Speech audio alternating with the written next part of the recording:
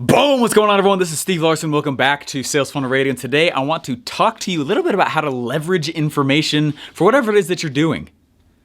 I've spent the last 4 years learning from the most brilliant marketers today. And now I've left my 9 to 5 to take the plunge and build my $1 million business. The real question is, how will I do it without VC funding or debt, completely from scratch? This podcast is here to give you the answer. Join me and follow along as I learn, apply, and share marketing strategies to grow my online business using only today's best internet sales funnels. My name is Steve Larsen, and welcome to Sales Funnel Radio.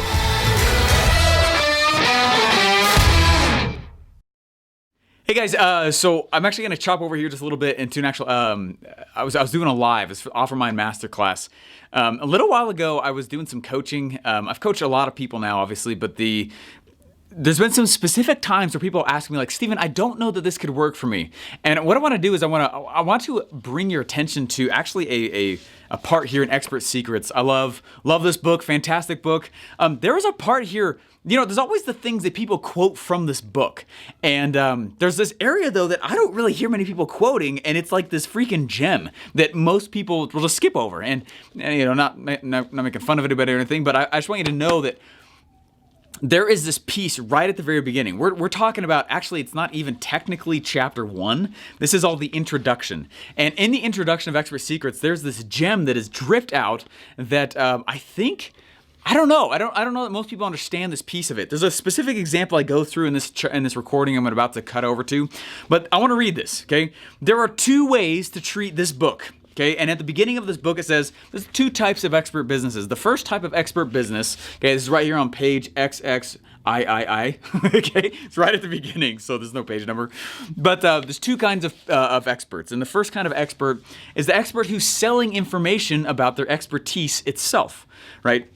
And that's all they do, is they just sell information products. Information products are amazing because there's such huge amounts of margin in them, right? The major con is that people understand that there's not a lot of cost to fulfill. And if you guys have seen any of this show at all, you've seen me talk about that. The benefits of the info product or info products versus physical products. There's pros and cons pretty heavily between the 2 of them. I don't think that it's one or the other. I think that they should work together. But anyways, so the first type of business, if you're going to go read a book like this, is, hey, if you're an expert, if you wanted to sell information, here you go. The second kind, though, this is very key to understand, and I feel like this is the piece of leverage that I most often find people are not understanding. Okay.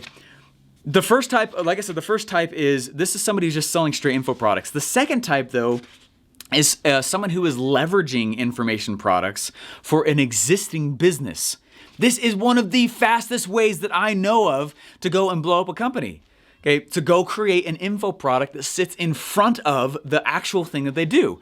Case in point, you're actually going to see this example in the actual space. If I'm a musician, how good do I have to be at being a musician? Like, how much better than everybody else do I have to be to make a living as a musician? I gotta be like amongst the top, right? I have to have level 5 skills. And honestly, like it's like the tippy top that actually makes a lot of money, right? And so I might have level 5 skills, but be getting paid like level 2, right? Which is crazy. But it's interesting now let's say that I taught people how to go around and actually be a musician.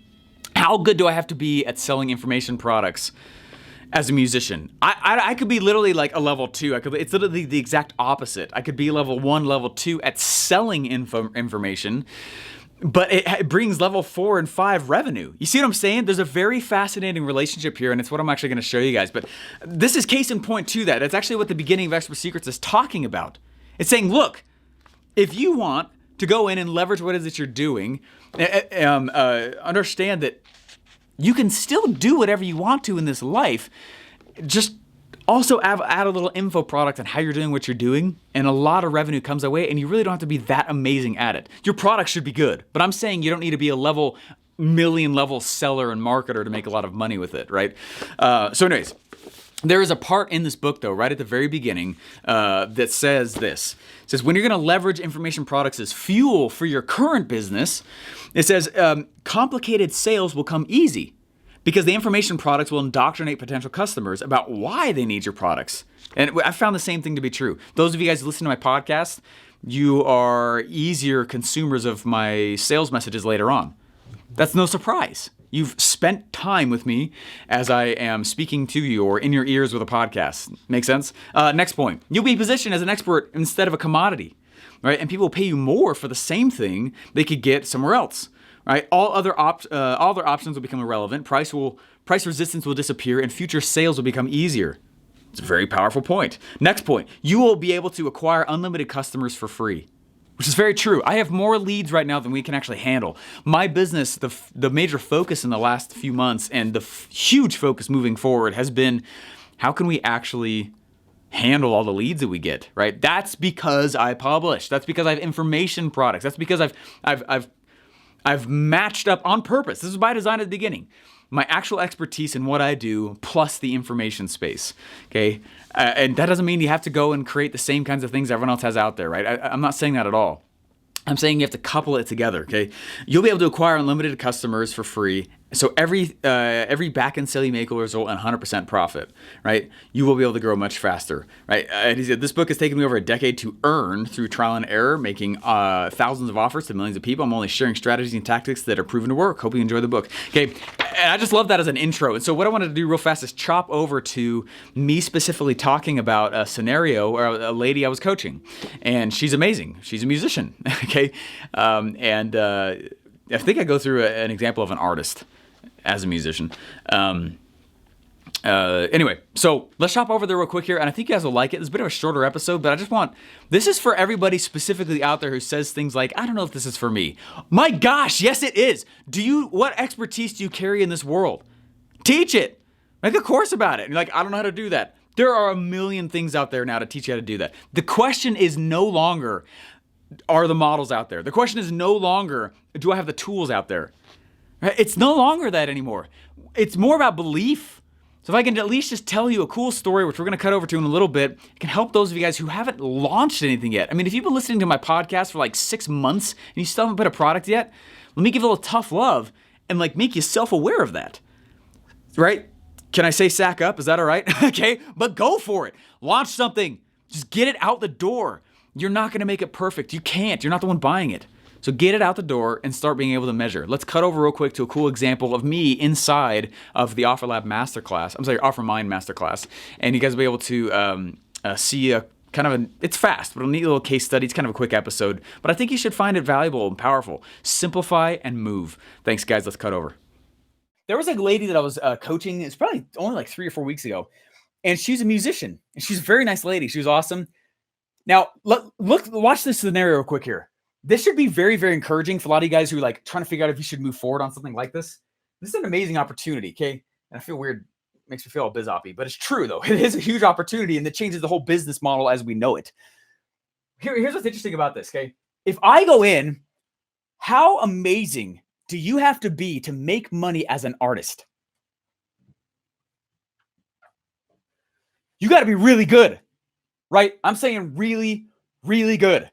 Right? For you to make money as a musician, we're talking the top, tippity top, right? All the way to the top in order for you to make actual cash with this stuff. Okay, artist skill, okay, it's got to be a 5. You got to be really, really, really, really good. Okay, and how much money do you make as an artist traditionally, typically, stereotypically, right? Like a 1, right? You make like no cash. You really, right? And we all know that. Like, oh, that's starving artist is a term for a reason. Okay. And here's what's fascinating. If you were to be somewhat of a good artist, but teach other people certain types of strategies, or let's say the history of art or the history of whatever music piece that you've learned how to play or whatever, you actually can combine information with artists. And that is where massive people cash flow very hard now, right? So if I go in now I say, if I first lead with info, and I sell how-to stuff that is really, truly valuable, right? What's the skill level I need in order to make money in the info product space right now? I'm going to say a 1, okay? Because there's a lot of people who are just really, really bad at selling it, but they have a good thing. They're just bad at selling it, and they still make great money, or enough money to massively supplement their income or pay bills or whatever, Okay. You can be quite bad at this and make good cash. Boop. Right. That's why it's such a huge deal. So if you're going to go in here, like understand that one of the things I like to look at here is, right, if I go break even, I got break even with this whole thing. If I'm selling $1,000 thing or a $500 thing, which is not abnormal for the internet. And if you have any kind of aversion to that, as I say that, price, 1,000, I'd never pay 1,000. You're not buying it, right? You're not the one buying it. Get over it. Historical price points around info product space is around 500 to even 3,000 bucks. Okay. So if I wouldn't buy it, well, first of all, make sure you're making a good thing. Hopefully that's not the reason why you wouldn't buy it. Second of all, like, understand that people are already buying that like crazy. So we have $1,000 product right now that we're out selling. It costs us about $100 to $130, $150 to generate one buyer. Okay. But one buyer is worth how much? $1,000. And we're about to raise the price of that. So there's a few things I go do with it. I can now remove my ad costs, which is what we did. We start selling a small product in front of it for only $57. And we get about 4 or 5 $57 purchases for every $1,000 purchase. Now, if you notice what just happened there, if we're spending $120 to $150 to generate a $1,000 buyer, but now we're doing what's 4 or 5? What's 5 times $57? $200, which means now that $200 goes towards spending ads, which is previously what we were spending to generate a buyer. We just liquidated our ad costs. Now it's literally basically $1,000 pure profit, and they come in multiple times a day. Okay, so what should I go do? What I always do, I started a podcast for that particular product, and it fuels it. And all this money that came in, we just took that cash and dumped it right back into ads. And now we have something at the top, and we have another thing at the top. Okay, and it's stupid easy when you start looking at numbers that way with this whole game. Okay, but when you combine info as something, because people will pay for information, and because it's really has this not been valuable? I mean, come on, this is ridiculous, right? This is ridiculous. I know that this is a little bit maybe even too far and intense is what I should be going on for this free thing, right? Anyway, that's why it works so well. That is actually the purpose of my course, Offer Lab. Okay, it's a year-long coaching program with me and a bunch of other coaches that came from my Rolodex. And then it's a specific 3-day event where you go through and you're highly prepared. There's a lot of material have you guys go through, and it's very fill in the blank. Then you come into the actual event and we're looking at it. It's workshopish. Okay, it's not me just sprecking. Okay, and it's everything about helping an individual launch their core offer. That's why Offer Lab was built. So dang afraid of choosing the wrong market. But as he said, just pick one and later you can expand. Yeah, definitely. Yeah. Take the pressure down and understand that all these choices don't actually sit on your shoulders, which is one of the it's such a good thing to realize as an entrepreneur. My ability to be successful with this is actually, it's not so much on my shoulders as it is like as far as the decision making. All I have to do is learn how to listen to what the market's been telling me to do, and then put it in these frameworks and just move, right? What I'm doing right now, the reason I knew how to do it is because I learned it as a strategy, and then I've been listening to the market, and I realized a lot of people have questions about OfferMind recordings that I don't think I actually went through in those. That's why this is more valuable in my opinion, my honest opinion, than last year's OfferMind recordings.